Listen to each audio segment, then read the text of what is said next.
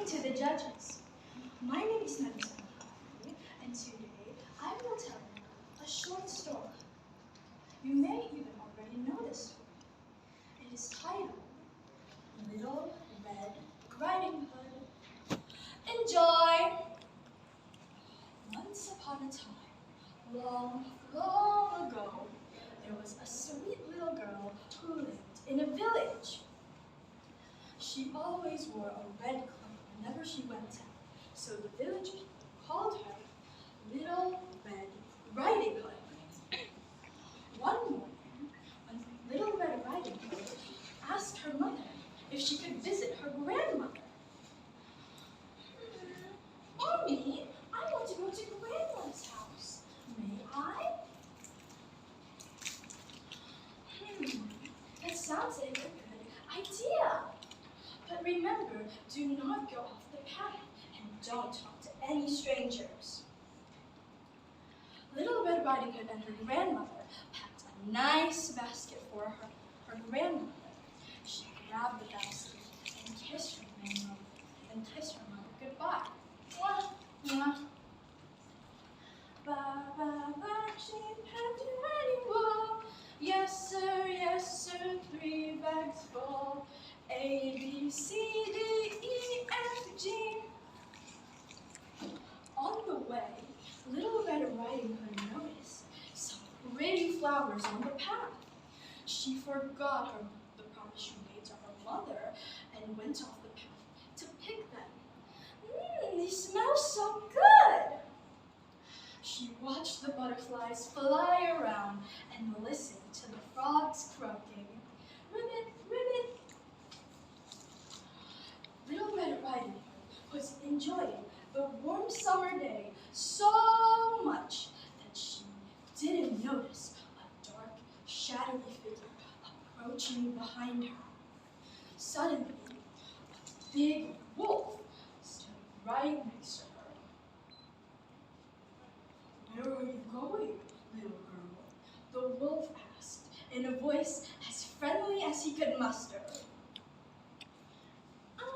I'm going to my grandmother's house. She lives across the forest, near the brook. It's over there. When Little Red Riding Hood noticed just how late she was, she excused herself and ran towards her grandmother's cottage. The wolf, in the meantime, took a shortcut. He arrived at the grandmother's house much earlier. He knocked on the door. Oh, come in. I'm so worried that something happened to you in the forest, the grandmother said, not knowing the person outside the door was a big wolf.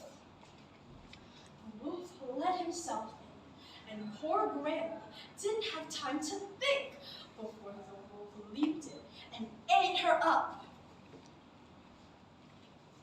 Little Red Riding Hood then arrived at her grandmother's house and let herself in. She went to her grandmother's room. Oh, I'm so glad you're here. Grandmother, what happened to your voice? You sound so odd. Oh, I have a touch of the cold, replied the wolf. But grandmother, what pointy ears you have. Oh, all the better to hear you with, my dear. Grandmother, what big eyes you have. All the better to see you with. But grandmother, what sharp teeth you have. All the better to eat you with. The wolf leaped in and ate the poor Little Red Riding Hood up. After he ate, the wolf got very tired and very slow and very full. onto the grandmother's bed and fell asleep, snoring very loudly. Shoo, shoo. A huntsman was walking past the grandmother's house. He heard the snores and thought it was odd. The grandmother never snores, he thought. He went in to check on the grandmother, but what he found in her room wasn't the grandmother, but a big wolf, a very tired wolf. I found you again, you sinner. I have sought after you for very long. Just as the huntsman was about to fire at the wolf, it occurred to him that maybe the wolf had eaten the grandmother. So he took a pair of scissors from the side table and made 2 cuts on the wolf's big stomach.